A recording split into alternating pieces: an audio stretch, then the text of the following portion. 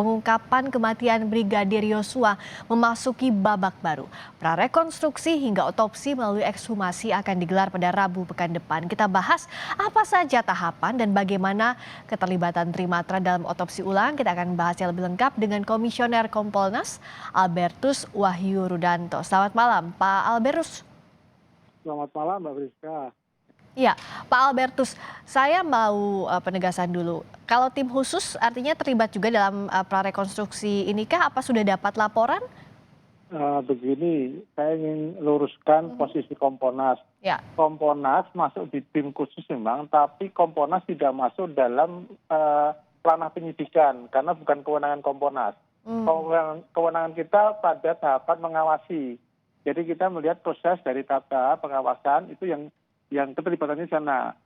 Dengan kita masuk tim khusus, kalau sebelumnya kita mengawasi dari luar, artinya laporan sekarang ikut di dalam sehingga semua proses kita bisa ada di dalam kegiatan tersebut, tetapi tidak ikut dalam penyidikan. Itu yang saya kira harus diluruskan ya. Baik, jadi tegaskan Kompolnas ini ada di tim khusus, tapi posisinya yang mengawasi, bukan ikut dalam ranah penyidikan begitu ya, karena itu full di take over oleh penyidik.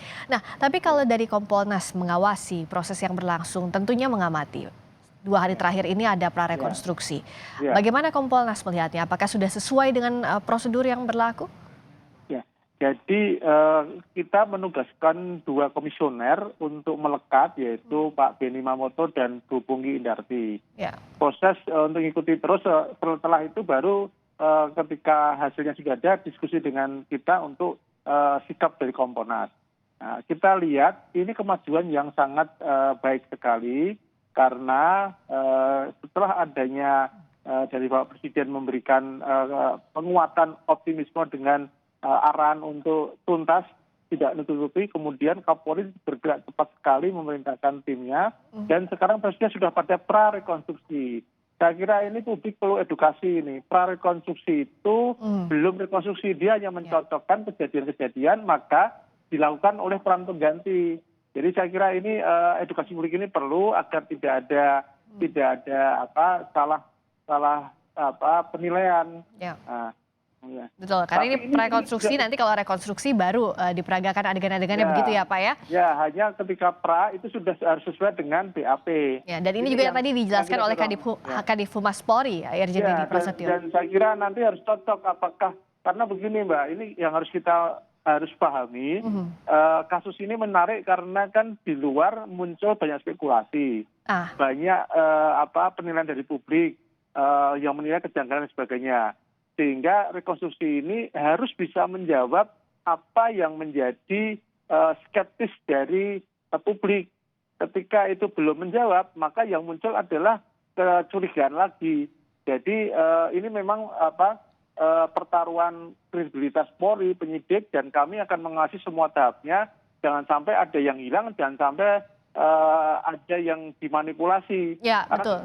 Kekhawatiran itu muncul sangat kuat sekali ya. Oke, jadi kan yang ditegaskan Kompolnas tidak mungkin berbicara di publik soal teknis penyidikan begitu ya, Pak? Nggak mungkin, karena bukan bidang kami ya. Tapi bicara soal tadi Kompolnas mengawasi. Tadi bicara bahwa sudah ada kemajuan dalam penyidikan yang dilakukan oleh Polri. Nah, kalau kita lihat ada beberapa bukti baru juga yang disampaikan, CCTV ditemukan meskipun tadi diluruskan oleh Kadif Humas itu bukan di dalam rumah tapi di sekitar lokasi. Apakah untuk menjawab tadi ada rasa skeptis dari publik, bisakah ini bisa dipegang oleh publik begitu prosesnya pengawasannya meskipun masih dipegangnya oleh pihak kepolisian begitu Pak Albertus? Kita lihat nanti prosesnya, penyidikannya. Karena kemarin kita juga menanyakan mengapa tidak segera, ternyata ada proses yang harus dilakukan oleh puslapor. Dalam hal ini adalah laboratorium forensik untuk mencek, memadukan, mengkalibrasi data yang ada, metode dan sebagainya. Oke lah, itu secara teknis kami nggak begitu paham ya. Tetapi jangan sampai nanti muncul cerita-cerita yang berbeda, yang nggak rasional lagi. Kan kemarin kejanggalan itu muncul kan karena apa yang disampaikan dalam statement resmi berbeda dengan logika publik. Nah, saya kira logika yang common sense itu, logika yang masuk akal itu harus bisa dipertanggungjawabkan di sini. Kadifhumas saya kira sudah secara tegas menyebutkan semua akan dilakukan dengan scientific crime investigation. Artinya kaidah-kaidah ilmiah akan dipegang. Kaidah ilmiah ini artinya ada prosedur SOP yang harus menjadi acuan dan itu tidak terbataskan ketika kita bicara mengenai fakta dan kaidah ilmiah. Apalagi akan ada rencana otopsi ulang. Otopsi ulang itu nanti akan menunjukkan banyak hal itu, Mbak. Itu. Oke. Nah tadi kan juga disebutkan oleh Kadifhumas Polri, sisinya yuridis dan keilmuan itu yang harus dibuktikan dalam penyidikan ini. Bicara soal otopsi ulang, nanti hari Rabu ada permintaan dari keluarga untuk melibatkan dari TNI Panglima menyanggupi. Tapi dari Polri kan belum ada jawaban atau permintaan soal ini. Kompolnas melihatnya seperti apa? Dibutuhkan tim independen kah atau tim forensik di luar Polri kah untuk proses ini? Jadi begini, kalau kita bicara normatifnya, sebetulnya teman-teman dari kedokteran forensik Polri sudah memadai, toh mereka jadi dokter juga disumpah. Tetapi karena ini ada keraguan publik, maka Kapolri sudah membuka diri untuk juga melibatkan pihak luar. Saya kurang tahu pastinya, tetapi informasi yang saya peroleh akan ada di luar Polri. Bisa dari TNI, bisa dari konsorsium forensik, nanti kita tunggu keputusannya bagaimana. Tetapi dengan berani membuka di luar, artinya ingin menunjukkan bahwa walaupun sebetulnya secara akademik ada pertanggungjawaban ilmiah oleh teman-teman Polri, tetapi tetap melibatkan pihak luar. Dengan demikian, kecurigaan itu akan bisa ditepis, karena ketika orang luar masuk, dan apalagi yang orang luar itu juga punya expert yang memadai sebagai ahli kedokteran forensik, maka simpulnya diambil tentu akan lebih valid. Jadi kalau kami Kompolnas mendorong ini semua, apalagi Kapolri juga sudah membuka diri, kemudian Pak Presiden apalagi 2 kali menegaskan jangan ditutupi. Artinya ini semua kita buka semua. Bagi kami, apa yang baik untuk agar kasus ini terang benderang, sebaiknya ya kita dorong. Karena ketika kasus ini sudah terang benderang dan tepat diselesaikan, tidak ada lagi spekulasi. Kalau ini mundur spekulasi akan berkembang terus, Mbak. Dan kami tiap hari menerima telepon, WA maupun dari baik dari media atau dari rekan-rekan senior.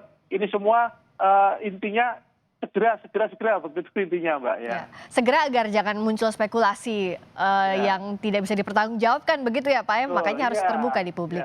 Tadi Presiden sudah mendorong bahkan 3 kali kalau saya mencatat. Ada yang 2 itu di depan publik, 1 di depan pemimpin redaksi. Yang berikutnya juga Kapolri sudah membuka diri. Kalaupun dilibatkan dari luar unsur Polri, apakah ini bisa jadi jawaban untuk independensi tadi? Artinya kalau kita tarik benang merahnya begitu, Pak Albert.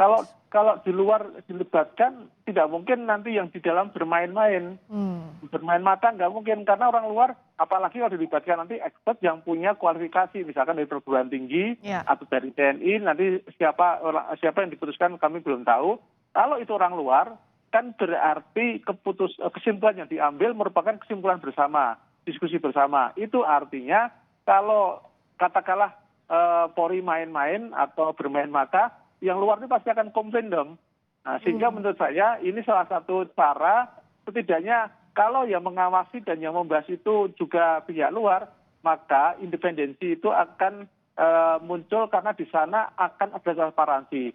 Transparansi adalah dasar untuk akuntabel, untuk pertanggungjawaban kasus ini. Itu saya kira rentetan apa yang disampaikan Pak Kapolri sejak awal, kemudian ada support dari Presiden, di mana transparansi, akuntabel, scientific crime investigation itu runtutan yang senada saya kira, dan ini harus kita dorong, kita masih bersama, Mbak Friska. Nah, bicara soal terbuka, transparan ini wajib, tapi kan tentu menafsirkan di publiknya ini juga harus clear begitu ya Pak Albertus. Artinya begini, bicara soal penyidikan tentu publik ingin tahu lebih dalam, tapi kan ada batasan-batasan. Nah sebenarnya bagaimana kita mengukur, bagaimana publik mengukur, mana batasnya ini transparan, mana yang ditutupi atau tidak?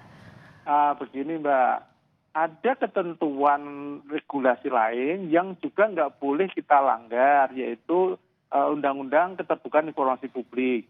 Ada informasi-informasi yang boleh disiarkan ke publik, ada yang informasi yang untuk kepentingan penyidikan. Saya kira kita harus menghormati itu semua. Nanti pengadilan lah terbuka. Kalau hakim sudah bicara sidang dinyatakan terbuka untuk umum, boleh terbuka. Tetapi ketika belum ke persidangan, masih proses penyidikan, saya kira kita harus hormati proses ini. Ini kan boleh kita tahu pengen tahu, tetapi ada regulasi, ada aturan yang mengatur itu semua. Ya, kita harus patuh pada aturan itu. Oke. Ya. Terakhir, apakah nanti pada otopsi ulang itu jadi pintu masuk terbukanya kasus ini kalau Kompolnas melihat? Setidaknya dengan otopsi ulang maka ada langkah akademik yang ada pertanggungjawaban ilmiah. Di sana kalau begini Mbak, kalau kita sudah bicara soal akademik, itu kita nggak boleh bohong. Boleh salah tapi nggak boleh bohong. Itu kan rumusnya para peneliti. Betul. Peneliti itu boleh salah tapi nggak boleh bohong. Ya. Nah, sehingga kalau salah harus diluruskan dengan apa? Ya melalui diskusi, melalui pengawasan, melalui uji hasil itu dilakukan. Saya kira ini yang penting ya Mbak ya. Oke, jangan ditutupi, jangan sampai juga menyisakan tanya, harus terbuka, transparan kepada publik. Terima kasih atas waktunya, Pak Albertus, telah bergabung di Sapa Indonesia Malam.